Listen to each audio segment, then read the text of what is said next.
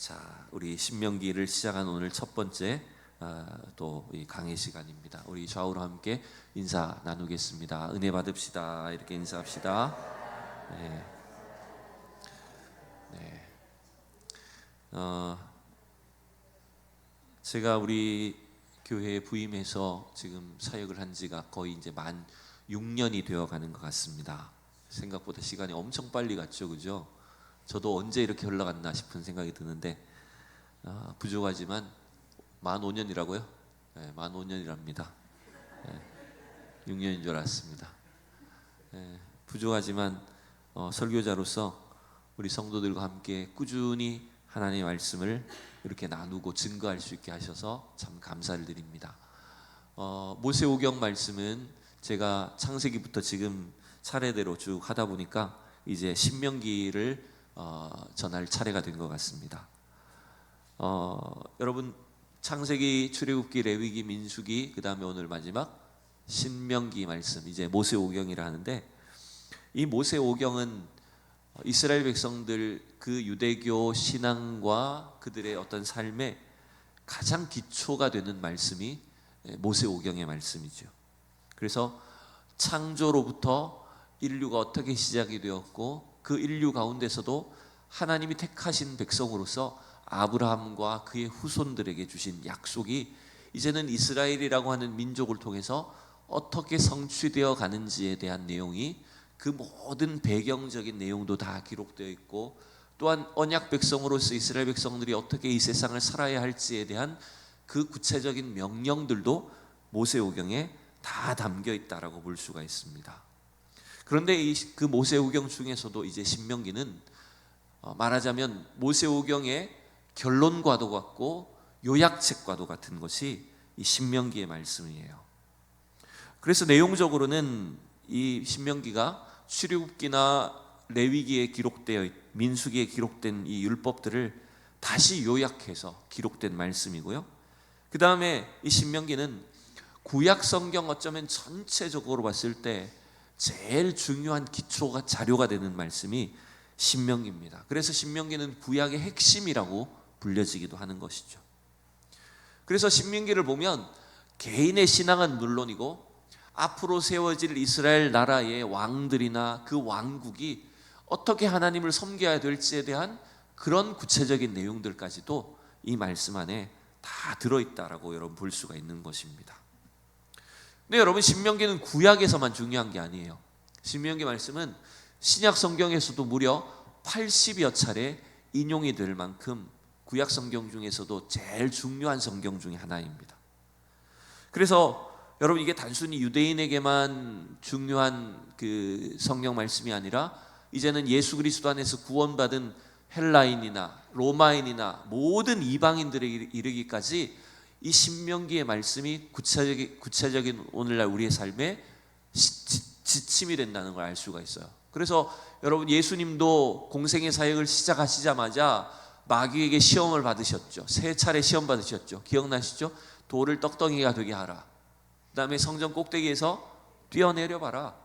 또 천하만국을 너에게 줄 테니 나한테 절을 해라. 이렇게 3차례 시험을 할 때 예수님께서 그 마귀의 시험을 어떻게 이기셨습니까? 그 마귀의 시험을 이기신 방법이 뭐예요? 바로 말씀을 선포하신 거예요. 그 말씀들이 다 신명기에 나오는 말씀이었어요. 마태복음 4장 4절에 예수님 뭐라고 하시죠? 사람이 떡으로만 살 것이 아니요 하나님의 입으로부터 나오는 모든 말씀으로 살 것이니라. 여러분, 이 신명기에 나온 말씀이에요. 또 4장 7절에도 예수님 어떻게 하셨을까요? 주 너의 하나님을 시험하지 말라. 여러분, 이것도 신명기의 말씀이었어요. 그 다음에 여러분 10절의 말씀도 다 같이 시작. 이에 예수께서 말씀하시되 사탄아 물러가라. 기록되었으되 주 너의 하나님께 경배하고 다만 그를 섬기라 하였느니라. 여러분, 예수님이 사단 마귀를 물리치실 때 사용하셨던 그 성경 구절이 전부 다 3차례의 성경 구절이 신명기 말씀이었다는 겁니다. 그러니 여러분, 오늘날 우리의 신앙과 삶에 있어서 여러분, 이 말씀이 오늘 우리에게 주시는 살아계신 하나님의 말씀으로 저와 여러분이 다시 새겨지는 귀한 시간이 될 수 있기를 원합니다. 자, 신명기의 배경이 되는 내용을 잠시 살펴보면 오늘 1절에 신명기 1장 1절에 어떻게 시작하는지 봅시다. 시작. 이는 모세가 요단 저쪽 숲 맞은편에 아라바 광야 곧 바란과 도벨과 라반과 하세롯과 디하삽 사이에서 이스라엘 무리에게 선포한 말씀이니라. 아멘. 여러분이 오늘 본문은 신명기의 서론에 해당되는 본문이에요. 1절에서 5절이 이 신명기가 어떻게 기록되었는지를 보여주는 말씀인데, 신명기는 모세가 이스라엘 백성들을 이끌고 지금 모압 평지에 도착했을 때에 그때 전했던 설교들을 기록한 책입니다. 여러분, 신명기는 모세의 설교예요. 모세가 3차례 설교한 내용을 기록한 것이 신명기의 말씀이라고 볼 수 있어요. 자, 2절과 3절을 보면 이 신명기의 배후가 되는 역사가 이 짧은 구절 속에 다 들어 있습니다. 2절을 보실까요? 다 같이. 호렙산에서 세일산을 지나 가데스 바네아까지 10하룻길이었더라. 여러분, 이건 어떤 내용일까요? 지금 민수기에서 이스라엘 백성들이 호렙산 시내산에서 출발해 가지고 가데스 바네아까지 가는데 며칠이라고요? 예, 불과 10하룻길입니다. 이게 민수기에 나오는 내용이었어요. 근데 무슨 일이 있었습니까? 가데스 바네아에서 어떤 사건이 있었어요? 12정탐꾼을 40일 동안 가나안 땅 정탐을 보냈는데 그 12명이 돌아와서 어떻게 보고합니까? 여호수아와 갈렙 외에는 어떻게 보고했습니까? 신명기 다 잊어버리셨어요? 얼마 전에 했잖아요. 10명의 정탐꾼들이 그 땅을 악평하면서 우리는 그들의 밥이다, 우리는 죽었다, 이렇게 원망하고 불평하게 되었습니다. 그래서 온 이스라엘 백성들이 하나님께 이 하나님을 대적함으로 인해서 결국 어떻게 됩니까? 그 40일이 몇 년이 돼버려요? 40년이 돼버려요. 지금 그 내용을 다루고 있는 거예요. 3절에 보세요. 그래서 어떻게 됩니까? 3절이 시작하는 구절 보시면 다 같이 시작. 40째 해 11째 달 그 첫째 날에 모세가 이스라엘 자손에게 여호와께서 그들을 위하여 자기에게 주신 명령을 다 일렀으나, 지금 2절은 몇 년이냐면요, 2절에 호렙산을 출발할 때가 몇 년도냐면 출애굽 2년 2월입니다. 출애굽 2년째예요. 근데 3절로 넘어가니까 몇 년이 돼버렸어요? 죄송해요, 앞으로 가면 3절로 넘어가니까 몇 년이 됐어요? 40째 해가 됐다고요. 40년이 돼버렸다고요. 지금 신명기의 역사가 신명기의 배경이 되는 이 민수기의 역사가 2절과 3절 사이에 다 들어있는 거예요. 자, 이걸 우리가 지도를 통해서 민수기를 또 잠시 떠올리기 위해서 지도를 통해서 함께 살펴봅시다. 여러분, 좀 글씨가 좀 작아 보이지만 지금 이 지도가 이스라엘 백성들이 애굽에서 이제 북쪽으로 가나안 땅으로 올라가는 경로라고 생각하시면 됩니다. 제가 배경에 왔다 그러는 거리네. 저기 시내산 보이죠? 잘 됐네. 포인트도 없는데. 자, 저기 시내산이 바로 지금 호렙산, 하나님의 말씀을 받고 또 거기서 이제 인구 조사를 실시했던 곳. 그게 몇 년이냐면 출애굽 2년 2월이라고요. 출애굽 2년 2월에 이제 하나님의 명령을 따라서 인구 조사를 하고 이제 출발을 하게 됩니다. 그래서 1번이 그죠? 인구 조사를 한 지점이고, 그 다음에 위쪽으로 올라가면 2번에 뭐가 있어요, 여러분?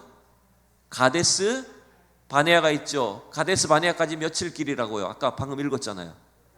10하룻길이에요. 불과 11일 만에 도착하는 거예요. 그러니까 여러분, 가데스 바네아까지가 11일이니까 이미 그 땅은 가나안 땅의 시작이라고 말씀드렸잖아요, 민수기 설교에서. 그러니까 말하자면 가나안 땅에 도착한 것과 마찬가지였습니다. 그런데 어떻게 돼버렸어요? 12정탐꾼의 악평으로 인해서 이스라엘 백성들이 다 원망하고 불평하다가 어떻게 돼버렸습니까? 결국은 거기서 40년 방황을 한 겁니다. 그 좁은 땅에서 여러분 뺑뺑뺑 논 거예요. 그래서 결국 어떻게 되죠? 출애굽 1세대는 그 40년 사이에 다 죽었어요. 누구만 남고? 여호수아와 아론, 지금 말씀을 전하고 있는 모세와 여호수아와 아론 외에는, 아론이 아니라 갈렙 외에는 다 죽어버린 겁니다. 지금 저도 정신이 없고 여러분도 정신이 없으면 아론이라고 하는지 갈렙이라고 하는지 지금 여러분 맞는지 틀린지도 헷갈리시는 거예요 지금. 그죠? 여호수아와 갈렙 외에는 1세대는 다 죽어버린 것 아닙니까? 그게 지금 40년 동안의 방황이었어요. 그랬다가 이제 하나님의 은혜에 의해서 민수기 이제 말미에 보면 이제 다시 그들이 북쪽으로 올라오면서 지금 저 지도는 약간 너무 높이 표시되어 있는데요, 이제 두 번째 인구조사를 하고 요단강 동편 땅을 차지하는 내용이 나옵니다. 그리고 여러분, 모압이라고 노란색 글씨 보이세요? 위쪽 중간쯤에 그 모압, 그 요단강 오른쪽에 있는 모압이라고 하는 평지에서 지금 모세가 이스라엘 백성들에게 이제 전하는 설교가 바로 무슨 말씀이라고요? 신명기 말씀이라고요. 그러니 여러분, 모세가 이제 죽기 전에, 자기는 가나안 땅에 못 들어가잖아요. 모세가 하나님 앞에 가기 전에 이스라엘 백성들에게 부탁하는 이 3번의 설교가 얼마나 중요한 말씀인지 몰라요. 그도 그럴 것이, 여러분, 출애굽의 2세대들은 시내산에서 있었던 일, 또 애굽 땅에서 유월절 날에 있었던 그 역사를 압니까 모릅니까? 물론 듣기는 들었죠. 자기들이 조상을 통해서, 부모 세대를 통해서 그 일들을 듣기는 들었겠지만 그 경험이, 그 직접적인 경험이 이들에게는 없다는 말이에요. 광야에서 태어났기 때문에. 그래서 모세가 지금 이 신명기를 통해서 그 출애굽의 모든 과정을 설명해 주고, 하나님께서 주셨던 명령이 무엇인가라고 하는 것들을 이 출애굽 2세대들에게 전하는 일은 여러분 너무나 중요한 일이라는 거예요. 여러분, 이건 오늘 우리도 마찬가지입니다. 오늘도 우리 개인의 신앙, 우리 가정과 자녀들의 신앙 속에 하나님의 말씀을 전하는 일, 하나님의 말씀을 바로 듣고 증거하는 일, 여러분 굉장히 중요한 일입니다. 그래서 이 말씀을 통해서 우리 자신의 구체적인 신앙이 세워질 수 있는 그런 성도들이 되셔야 된다는 것입니다. 여러분, 이 신명기라고 하는 이 책의 이름도 그런 배경 속에서 책의 이름이 정해진 거예요. 신명기라고 하는 이 책의 이름이 붙게 된 배경은 신명기 17장 18절의 말씀을 근거로 해요. 여러분 같이 한번 읽어봅시다. 신명기 17장 18절과 19절 시작. 그가 왕위에 오르거든 이 율법서의 등사본을 레위 사람 제사장 앞에서 책에 기록하여 평생에 자기 옆에 두고 읽어 그의 하나님 여호와 경외하기를 배우며 이 율법의 모든 말과 규례를 지켜 행할 것이라. 자, 여러분, 이 말씀을 보면 지금 일단 17장에는 누구를 세울 때에 대한 이야기가 나옵니까? 왕을 세울 때에 대한 제도. 이제 이스라엘 백성들이 가나안 땅에 들어가서 왕을 세울 때 그 왕이 가져야 될 것과 가지지 말아야 될 것, 이런 구체적인 내용까지도 기록하고 있다는 거예요. 그런데 그 왕을 세울 때에 왕에게 뭘 줘야 된다고요? 왕이 뭘 읽어야 된다고요? 이 율법서의 등사본을이라고 되어 있어요. 등사본이란 말은 인쇄는 아니죠. 이때 인쇄는 없으니까 어떻게 한 거예요? 다 손으로 필사를 했다는 거예요. 그래서 이 율법책을 민수기나 또 출애굽기에 나오는 이 말씀, 혹은 신명기를 통해서 모세가 전한 이 말씀을 왕에게 손으로 다시 필사해서 그 율법을 다시 반복해서 전달해라, 이 말에서 나온 책의 이름이 바로 신명기라고 하는 오늘 책의 이름인 거예요. 그래서 여러분, 신명기라는 이 책의 뜻은요, 이렇게 볼 수 있어요. 두 번째 율법. 방금 17장 18절에 나오는 율법책의 등사본이라는 이 말이 이제 헬라어로 번역을 할 때 두 번째 율법이다, 이렇게 번역을 한 거예요. 그래서 여기서 나온 책의 이름이 바로 뭐가 됐다고요? 신명기라는 책의 이름이 된 거예요. 여러분, 이 신명기를 한자에 좀 관심이 있으신 분들은 좀 재밌게 보셔야 됩니다.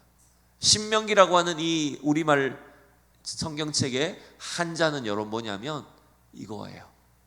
신자가 무슨 신자입니까, 여러분? 신자가 무슨 신자야?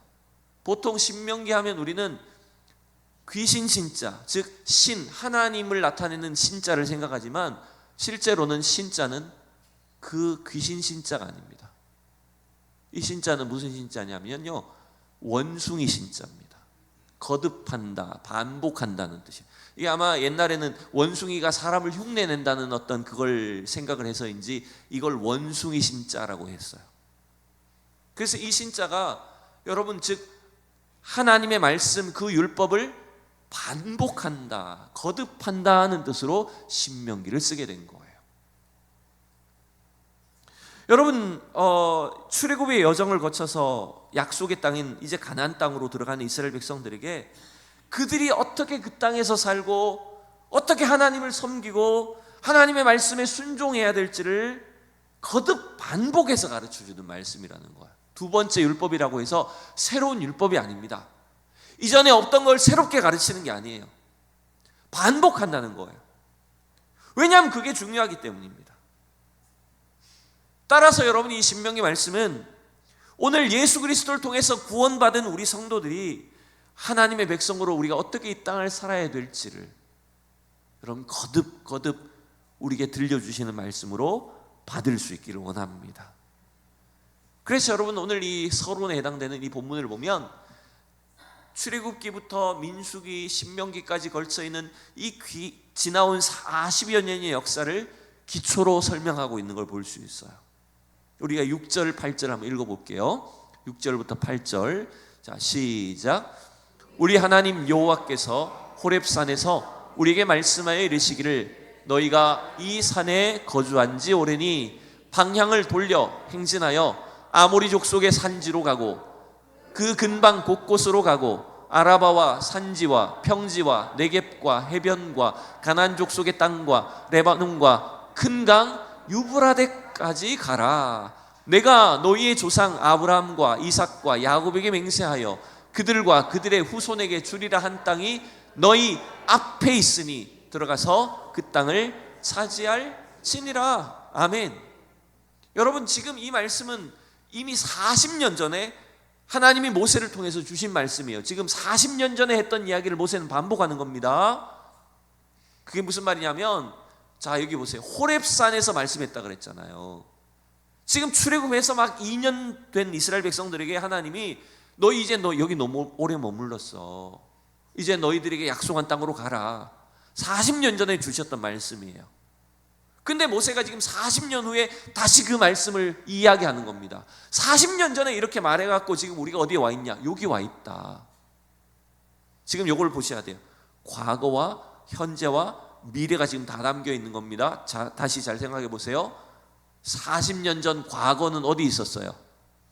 이스라엘 백성들이 어디 있었어요? 지금 호렙산에 있었잖아요. 호렙산 밑에 그 시내 광야에 있었단 말이에요. 거기서 하나님이 주신 약속을 따라 출발한 거예요. 하나님이 가라 그랬잖아요. 너희 조상들에게 약속한 땅을 이제 주겠다. 그러니 너희는 그 땅을 향해 가라라고 명령했어요. 그래서 지금 이스라엘 백성들이 40년이 지나온 거예요. 그래서 지금 40년 후에는 어디 있을까요? 모압 평지에 있다고요. 그러면 지금 그 약속의 땅에 들어간 건가요? 못 들어간 건가요? 아직은 못 들어간 거예요. 그 약속의 땅은 어디냐? 미래에 속해 있는 거예요. 그러니까 지금 이스라엘 백성들은 모압이라고 하는 현재에 속해 있으면서 40년 전 과거와 또 앞으로 들어가야 될 가나안 땅의 미래에 대한 그 그림을 전체적으로 다 그리고 있다는 것입니다. 제가 이걸 한번 그림으로 한번 대충 그려봤어요. 오늘 아침에. 자, 보세요. 과거의 40년을 모세가 이야기해요. 그 과거의 40년은 뭐냐면 출애굽의 여정이죠.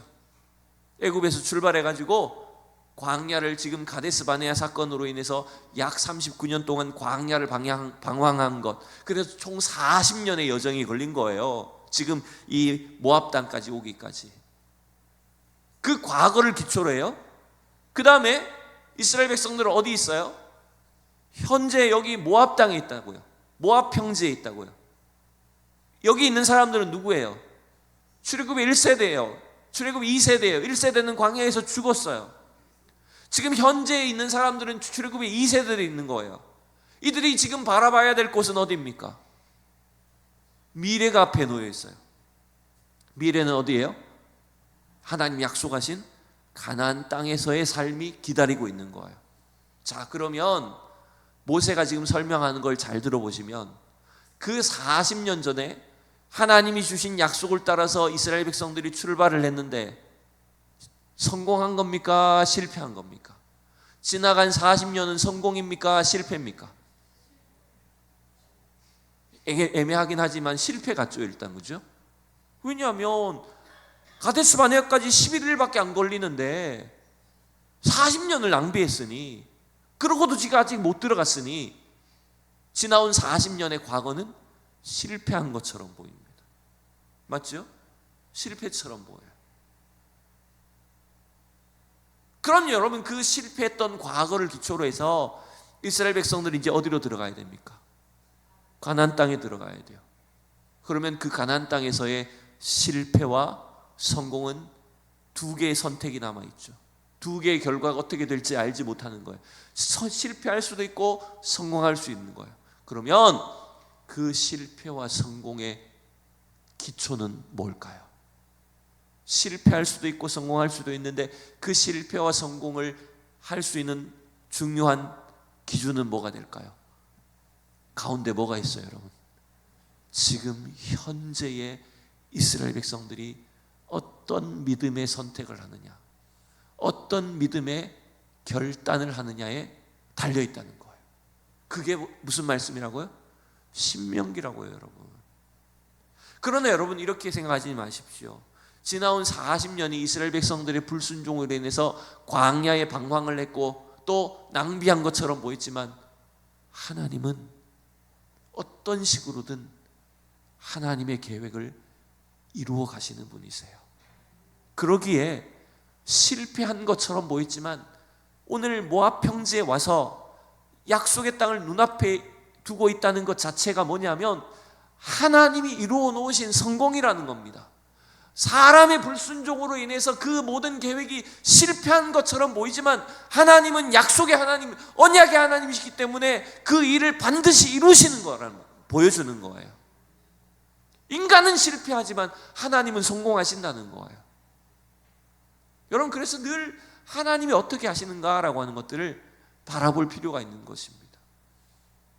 결국 그래서 이스라엘 백성들이 이제 출애굽 2세대들이 약속의 땅에 들어가서 그들이 하나님 주신 약속을 성취할 것인가 실패할 것인가에 대한 오늘 그 모든 근거가 되는 것이 바로 신명기의 말씀에 달려있는 겁니다.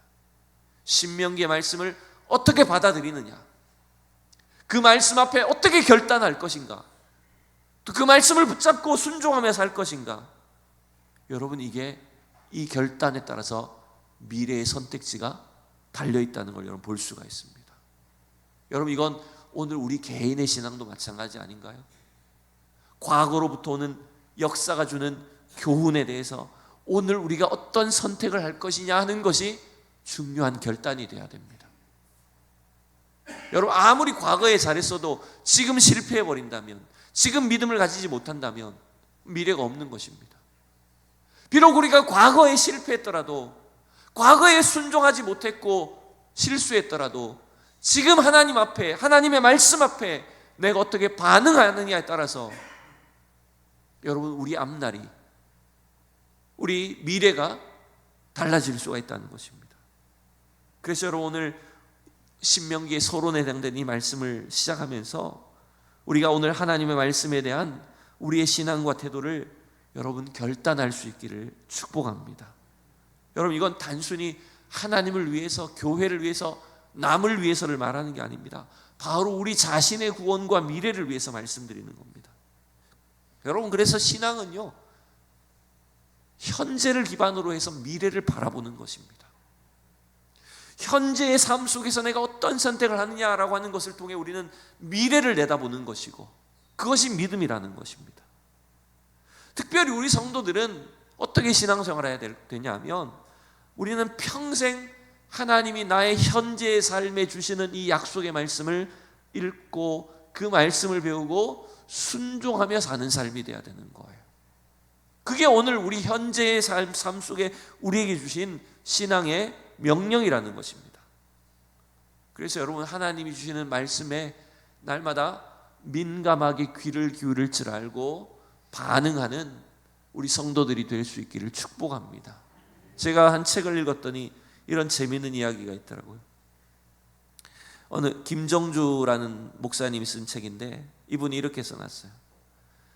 우리는 모두 예수를 처음 믿을 때는 신앙적으로 보면 마치 이등병과 같다라고 썼어요. 그게 무슨 말이냐면, 이등병과 같은 신앙은 어떤 겁니까? 여러분, 군대 이제 막 들어간, 이제 입대한 이등병은 어떻게 군 생활을 할까요? 이등병이 그냥 이렇게 해가지고 이렇게 다닙니까? 이등병은 딱 각이 잡히게 있잖아요. 고참이 부르면 어떻게 합니까? 예, 막 경례도 칼같이 하고 대답도 관등성명도 이병 누구 다 칼같이 이제 대답을 해야 됩니다. 여러분, 그게 이등병이에요. 신앙생활이 마치 그렇다는 거예요.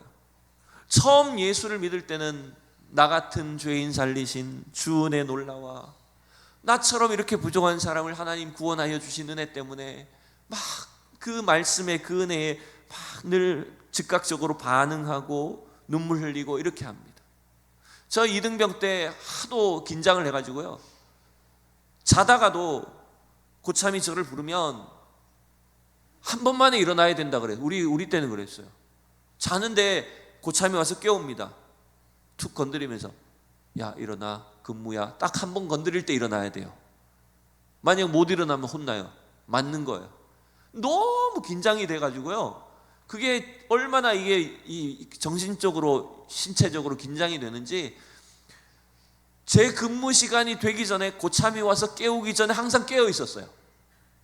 자동적으로 눈이 떠져요. 진짜요. 알람이 맞추는 것도 아니에요. 분명히 잠을 자는데 딱 내가 근무 시간이 되면 먼저 깨가지고 고참이 오길 기다리고 있는 거야. 나는 눈 감고. 그래서 딱 고참이 와서 나를 부르면, 건드리면 바로 일어나는 거예요. 네. 그 정도로 긴장을 했었어요, 이등병 때는. 우리 신앙생활이 그렇다는 거예요. 주님이 날 구원하시는 데 때문에 내가 그렇게 반응하고 감동하고 즉각적으로 하나님 말씀에 순종하는데, 무슨 일이 주어지면 제가 하겠습니다, 제가 섬기겠습니다, 기꺼이 희생하고 양보하는 신앙생활을 한다는 거죠. 근데 여러분, 점점 신앙의 연차가 높아지고 은혜가 희미해지면 어떻게 될까요? 나 같은 죄인 살리신 그 은혜 놀라워는 별로 감동이 안 오고, 너 같은 죄인을 살리신 하나님의 내가 참 놀랍다, 이렇게 된다는 거예요. 병장신앙이 된다는 거예요. 병장신앙이 되어갖고 영적인 갑질을 한다는 거예요. 이등병 때는 부르기만 하면 즉각 반응하면서 제가 하겠습니다, 제가 나가겠습니다, 이렇게 반응하다가 이제 좀 병장신앙이 되면 얘가 할 겁니다, 제가 하겠지요, 이렇게 된다는 거예요.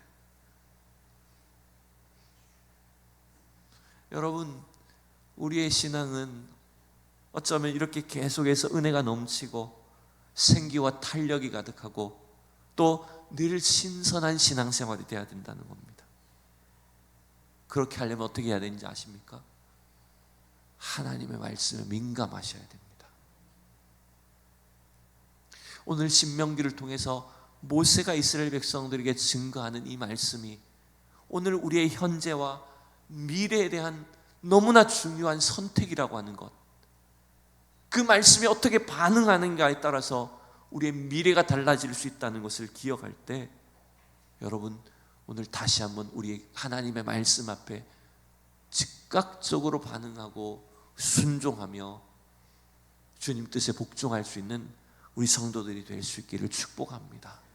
그래서 저는 오늘 말씀의 제목을 뭐라고 정했냐면, 평생 읽고 순종할 말씀이라고 적었어요. 여러분, 날마다 신명기의 말씀만이 아니라 하나님께 주시는, 여러분에게 매일매일 주시는 그 말씀이 날마다 새로운 말씀이 되기를 원합니다.